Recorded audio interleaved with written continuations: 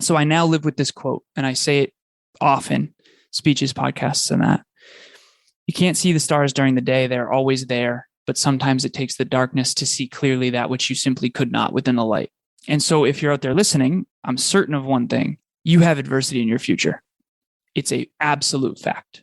You're going to have a health challenge, financial challenge, business challenge, family challenge for sure. But you have adversity in your future. That is a fact. All of us. How much, how often, I don't know. But I do know you have adversity in your future. Hello, fabulous person. Beate Gillette here, the Growth Architect. Welcome back to the Business Growth Architect Show, where we bring you cutting-edge business strategies from some of the world's most successful entrepreneurs, business transformation experts, and visionaries who want to help you to scale your impact. Look for one tangible strategy that you can take back and implement right away. And now back to our guest. Hello and welcome back. This is Beate Gillette, your host of the Business Growth Architect Show. Today, we are talking with a pretty fabulous, interesting entrepreneur teacher who has a very unique and compelling personal story. Welcome to the show, Alan Lazaros. I'm so happy to have you here.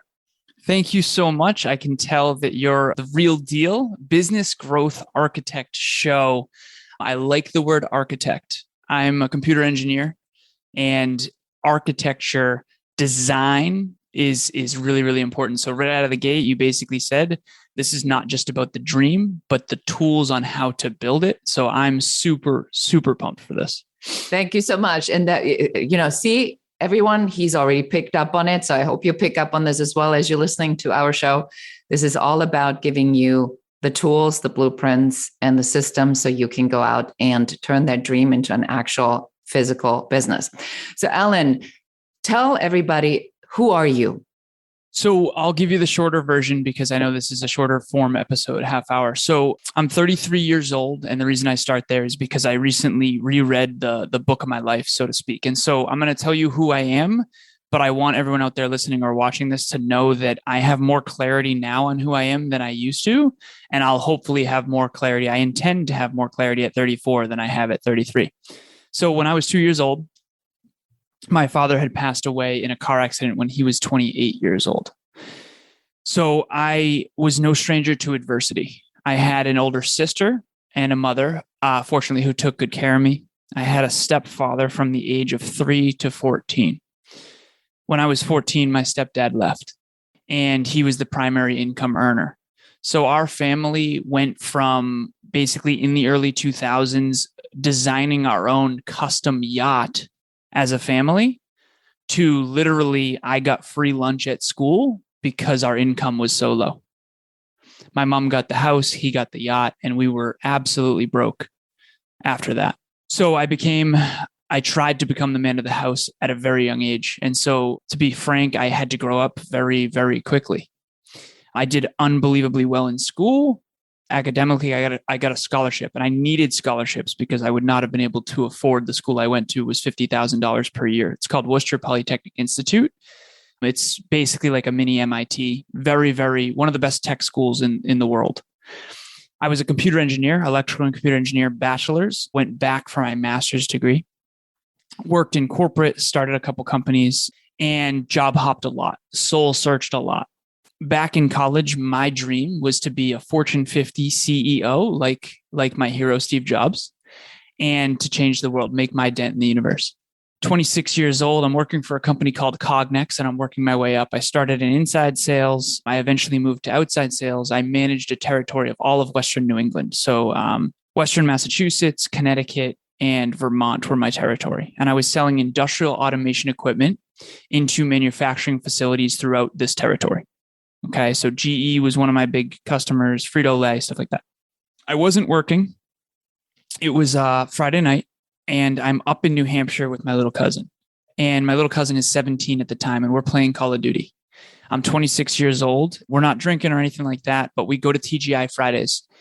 This was back in 2015. It was a really bad winter in New England where the snowbanks were covering the signs. Tons of potholes, dark winter night. There was a yield sign that was covered, and I was supposed to yield and didn't. I ended up on the wrong side of the road in this really bad intersection, And I looked up from the GPS and I saw the brightest lights I'd ever seen in front of me.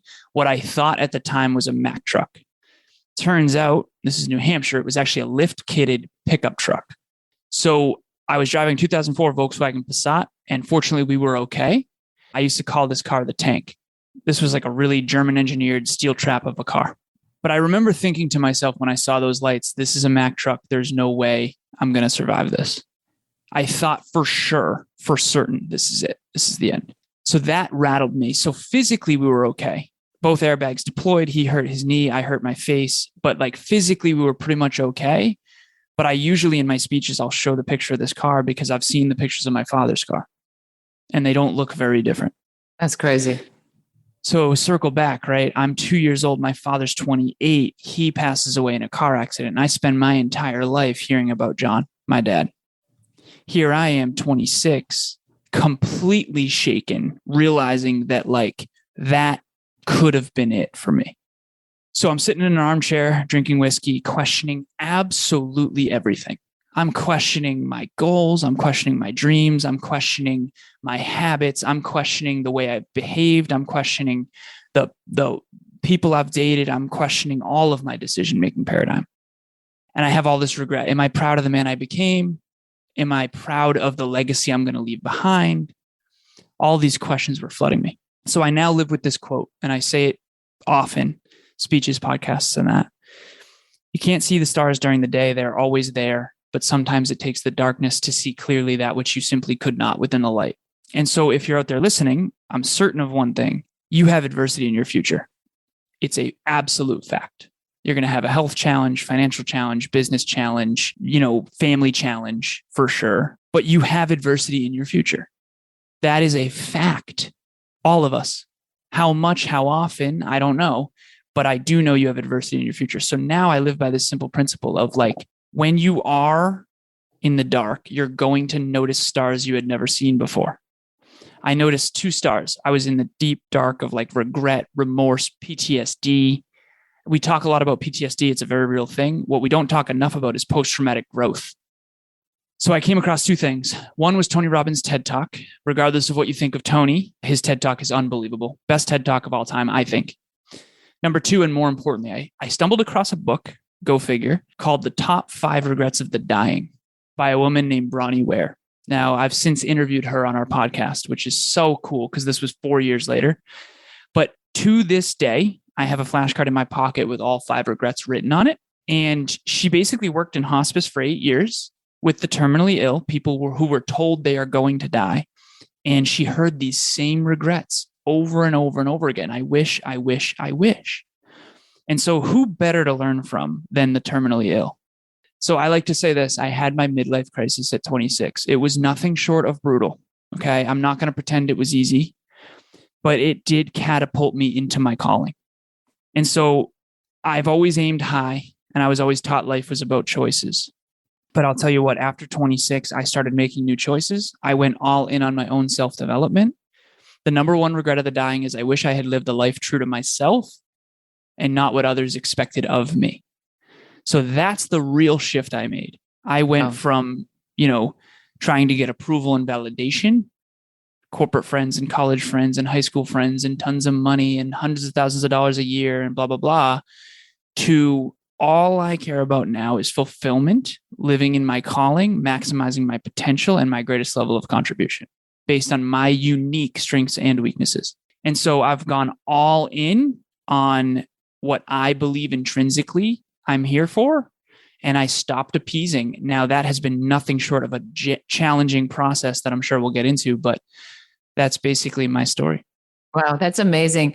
I love that. And my daughter actually calls it the quarter life crisis. And she had it around the same time. And not giving a damn is a very liberating moment in anyone's life. That I read something very much along the lines years and years and years back. And it says that we are always so obsessed with wondering what other people think of us until we get older, and then we realize that all they ever think about is what we think of them. And then you just kind of let that go and become who you are, which is a lot harder than anybody thinks. Because if I were to say, what do you want? Most people can answer that. But let's get back into talking a little bit more about you. So you talked about this tragedy with your father, which I can't even fathom to recognize sort of what that does, especially for such a young child. And then you having this moment of having your own accident. And then you said you stepped really into it. So tell us now, what would you say? What's that superpower that you activated in these moments of transformation? And what makes you unique, your unapologetic value proposition, your positioning, your sweet spot, whatever you want to call it? What makes you you? It's such a great question. And I can already tell that you're very direct and explicit, and I appreciate that about you. And I do agree, by the way, that leaning into who you really are is the hardest thing. Who I really am is very, very obvious to me now, but it wasn't before. And again, I reread the book of my life every year and honestly every day in many regards. So this has become very clear to me. Human potential is like something that even as a little kid, I cared so deeply about, even when I didn't know it. And I like to tell this little story ever since I realized this. Basically, I said this to my CFO and business partner, Kevin. I said, Kev, I've realized this. My level of frustration with myself or someone else is in direct proportion to how much they are not maximizing their potential. Right. And with myself as well. When I'm not maximizing my potential, I am just frankly unfulfilled. I'm just unfulfilled. And so I think that fulfillment and regret are the best teachers on the planet. When you have regret, don't run from it, feel it, learn from it. Okay. That means you made a decision, AKA a choice that was outside of alignment with your greatest calling. When you have fulfillment, that's your soul's recognition of alignment with its highest potential. For me, when I am maximizing my potential, health, wealth, and love, holistic self-improvement, I am fulfilled. And when I'm helping others do the same. Little story when I was a kid, I had a friend, his name's Kiki. We met when we were in 5th grade and we were inseparable for many, many years. Eventually, he sat me down one time. He said, Alan, you don't got to be the best at everything. And I, as a little kid, I said, Kiki, no, you don't have to be the best at everything. I do. And that was my little kid ego version of I have to maximize my potential. Right. The relentless pursuit of perfection. Yeah, literally. Knowing you'll never get there. Yeah. Even though you'll always pursue it. It's that beautiful thing. But that's the thing. That was basically me trying in my own little boy ego way, trying to explain that my calling is maximizing my own potential and helping others do the same. And I didn't know it. Now I'm a coach and a speaker and a trainer and a podcaster. Back then, I was always coaching people. I always was doing this, right? Half my friends from home have jobs that I got them, to be completely frank. So I was always helping people succeed. I just didn't know it. And now I get paid to do it. So it's really exciting, but that's my superpower. I don't know how to cook. I'm not good at cars. I know nothing about them. I'm not a gardener. But if you want to unlock your potential, I am telling you, there is nothing and no one who will do that better than me. I love that. That is a very clear and precise answer. So now let's move on to what this show is really about, which is, strategy. And I love the backstory because I think it's really important to recognize that even though we talk a lot about strategy, is developing yourself is a strategy. And unlocking your potential is a strategy. You can call it a maximization of self strategy, but that really goes a lot into it. And for me, the next question would be, what is strategy for you? What does it represent? How do you look at strategy? Reverse engineering. You mentioned systems on this show, and Kevin recently, my business partner, was like, so we're creating tools to help optimize humans, teams, and businesses. And a lot of the project management softwares out there, in my opinion, are frustrating and terrible. And so, of course, we're going to create ones that I think are better, but I'm biased as well. But to answer your original question, you've mentioned systems and you asked me what strategy means to me. We have this manifestation equation, and not manifestation of how most people think of it is like, I'm just going to think about this thing and it's going to happen. Manifestation to me is a skill. And reverse engineering, AKA strategy, is one critical component of that skill. And so if you're out there listening, you're a business owner most likely, and you have this thing in your imagination that you would like to manifest. Without the right ability to reverse engineer that finish line and then reverse engineer that finish line, you're not going to be able to manifest at the level that you could. And so what's one good example of a reverse engineering? Okay, so a recipe in cooking. You're basically reverse engineering. We meal prep every Sunday. And what you do is you imagine in your head what the tail end of the meal prep will be. Okay, we're going to do potatoes and we're going to do chicken and we're going to do salad and all this stuff. And then you go get the ingredients and then you prepare the ingredients and then you cook them for a certain amount of time in certain ways. That it's just reverse engineering finish lines. Now I got to be transparent. Early on in my life, I've always been reverse engineering.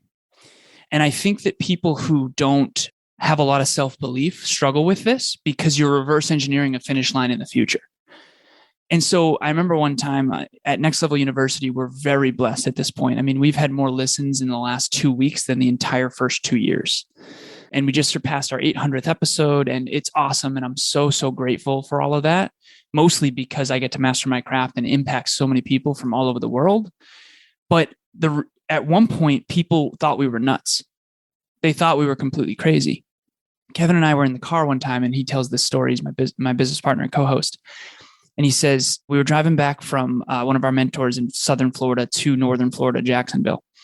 And he turned to me one time and he said, it would really suck if we put in all this work and it didn't work out. And I turned to him and completely seriously, I was like, Kevin, I never even considered that. I knew you were going to say that. I actually knew you were going to say that because that's exactly what I would have said. That is something that never even occurred to me. Right, right. Because I wouldn't have started if I didn't think it would work. Yeah, I mean, failure is not part of your planning. Right, exactly. Because then the plan is false. Exactly. But yet it's not like, we call it fail forward. Yeah. And you have to tweak your strategy as you go. But when you're reverse engineering, it's basically coming up with, okay, this is the end result that I want. What is the daily, weekly, monthly, quarterly, annual disciplines that need to happen and systems that need to be in place in order to achieve that? So I think of business optimization as like, you have leadership number 1, you have the team number 2, you have systems number 3, and then culture that holds it all together. And systems is the key thing there that a lot of, especially in podcasting, and I'm going to be transparent on the show, there's 2.66 million podcasts. And I've been on many of them and I appreciate that. But podcasters aren't typically good at growing and scaling businesses. And it's very clear to me when I go on these shows that they don't really have a system. They're like just like releasing episodes and trying to post on Instagram. And in my head, it's like, we have an 18-point podcast assessment. Like we're systems thinkers. And I remember one time when I told Kevin, I showed him our business model and I said, this is like world class, man. This is a really good business model. Like, I think this is the best in the industry. And he's like, I don't understand. Like, how do you know that? And I said, Kev, I don't think this industry has a lot of engineers. Most people that think like I do are in tech. And so now he understands years later that the business model we've created is world class, because now he's kind of opened his eyes to a lot of people are just out there trying to podcast, and that's fine. That's great. But the point that I'm making is strategy means to me, your original question, it means to actually reverse engineer a finish line that you intend to get to eventually, even if it takes longer or more resources than you originally anticipated. Yeah. And that's actually, I think that this podcast episode is going to be called either Manifestation is a Skill or Reverse Engineer a Result in the Future, because that's really powerful. And by the way, I would like to have this 18-point assessment podcast list. That's just very appealing to me. I will send that to you for sure. Absolutely. That would be awesome, because I think you're absolutely correct. And this is what this show is about, is to make sure that you understand showing up. Yes, that's great. But you got to show up with a purpose and a plan.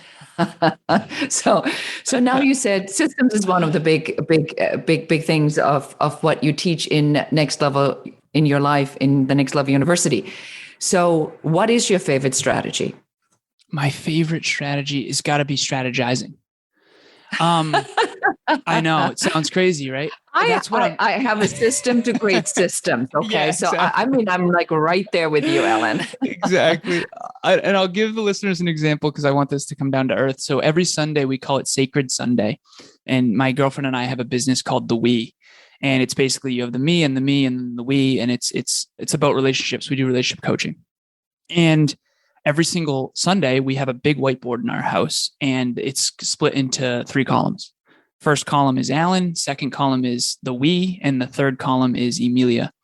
And we literally write down, we divide and conquer every single Sunday. We're supposed to get like house projects together, business stuff, finances, whatever. And what we do is we write down all of the things that we want to accomplish in a given day. And then we rate them from 0 to 10. And then we average the score. So let's say she gives a 6 and I give a 5. That's a 5.5. And then we see where that stacks up based on the other priorities. And then right now we have 3 under each column, number 1, number 2, and number 3. And the rule is we're only supposed to work on number 1 because that's the most important based on based on both of our cost value analysis. And so if fold laundry is number 3, you're supposed to do whatever number 1 is first. And so to answer your original question, what's my favorite strategy? My favorite strategy is strategizing about the way in which you use your time. So I have a whiteboard in the corner of my office right now that says Alan's 0.04% essentials. And it has all of the line items and only one of them is circled. And the one that's circled is email all relationship talks reminder about the event. So Emilia and I have an event tomorrow night that I need to send this email because, otherwise we're not going to have as many attendees. This is both urgent and important. And so I'm going to do that today before I do any of the other ones. But the 0.04% essentials, and I know you have business owner listeners, so I'm going to take them through this very briefly, if that's okay. Please go ahead. So the 80-20 principle is something that most people know in the business world. And it's very powerful. And if you're not a math person, don't shut off about the numbers because this is going to change your life. 80% of your results are created by 20% of your effort. Okay, true. What if you take 20% of 20%? You're going to get 4%. If you take 20% of 4%, you get 0.8%. If you take 20% of 0.8%, you get 0.16%. And if you take 20% of that, you get 0.04%. So Alan's 0.04% essentials are basically the maximum leverage use of my time. And so if everyone was able to sit down and decide in advance, AKA plan, what is the best use of their time, they would gain unbelievable leverage and momentum, and their results would compound drastically. And then that would reinforce the habit of planning and strategizing. You know what I really like about this, Alan, is, and I'm starting to become like really super selfish in my interviews because I'm learning myself. It's always, there's always like a nugget in here. And so what I'm hearing you say is that it's not just about identifying a priority, but it is to take that priority even more seriously than you would just take a priority and say, because, we work with a priority quadrant, but this is like that quadrant on steroids. It's, let's go in the quadrant. Let's look around in the quadrant of what's in the quadrant and let's drill down what of this is even more important to the point where you say, well, which of these is going to drive that priority, an urgent goal of mine forward even further. So question, now, do you think that this is easier for you because your mind works like an engineer, because you are one? What would you say to somebody who goes, Alan, hello, my brain doesn't quite work that way. How can they conquer that? You need an engineer in your corner, especially nowadays. So the old me would have said anybody can think like that if they want to. And I realize in hindsight that was fairly naive. So I have an assistant. Her name is Amy. And I believe that everyone has a genius zone. Okay. Amy is the most warm and loving and organized person ever. Okay. Love Amy. Amy could spend the rest of her life trying to think at the levels I think, and she would not be able to do it. I could spend the rest of my life trying to be as kind and warm and loving and bubbly as Amy. I'm an intense guy. It's not what I'm here for, right? It's not what I'm here for. Oh my God, that's so, Alan, I gotta interrupt you on that, and I gotta give you a bravo on that, because my daughter is, and let's not call him emotional, let's call him warm. I love that so much more. And my daughter always says, you are just too systems oriented. It's not always about that. And I think you're absolutely correct. We need, as business owners, if we want to reach a certain level of success, we need to be very clear what our superpower is and what it is not. Yeah. So I love that you say, if you don't have that, hire someone, either who works with you or hire a consultant, a coach who can help you to figure these kinds of things out. And that brings me to my next question. Now, somebody listened to this and says, oh my gosh, this guy's amazing. Where can we find you? Where can we learn about you? Where can we participate? You're very sweet. I appreciate it. So Next Level University is a podcast that is on YouTube and any podcast platform. You can look it up. Next Level University. It's spelt just like you think. And we will definitely come up. In the show notes of every episode is my contact information, email, Instagram, LinkedIn, Facebook, all that. So if this resonated, that's the place. But to piggyback on what you said there, every strength I've come to realize in my old age, 33, comes with a weakness. Confidence is an absolute superpower, but it can come with arrogance. See, you have to understand the double-edged sword of every strength. Okay, Elon Musk is an engineer through and through. If he didn't understand his weaknesses and surround himself with people that complement those, he would not have a $300 billion net worth and $3 billion companies. Now, if you're out there listening, you might not want to colonize space. You might not want to have a $300 billion net worth. Totally fine. But if you do not have an engineer in your corner, and you do not have a financial person in your corner, and you do not have friends and family members who you understand where their strengths are and where they are not, most importantly. See, I made a huge mistake growing up. I was either a student or a leader. I was either leading or I had the student cap on and I was learning. That's a dangerous game. I have a mentor who was the CEO of many billion-dollar tech companies. Okay. In fitness, I should not be a student. Growing and scaling a multi-billion-dollar tech company, I should be asking questions. Okay? You have to compartmentalize your mentors and your learnings. And the only way to do that is through awareness and self-awareness. You have strengths and you have superpowers. And your life will flourish when you get very real with yourself about that. That doesn't mean I can't garden and I can't cook. It just means that I don't care enough about it to do that, and that I probably won't be Michael Jordan level talent at it. Okay. I think that all of us deep down might be scared of our own greatness. I certainly was. And you're seeing me now at the tail end where I'm really leaning into that version of me as a kid that just always was extraordinary at strategizing and systems and thinking and design. My mathematical mind is, I was the guy who literally would party at night.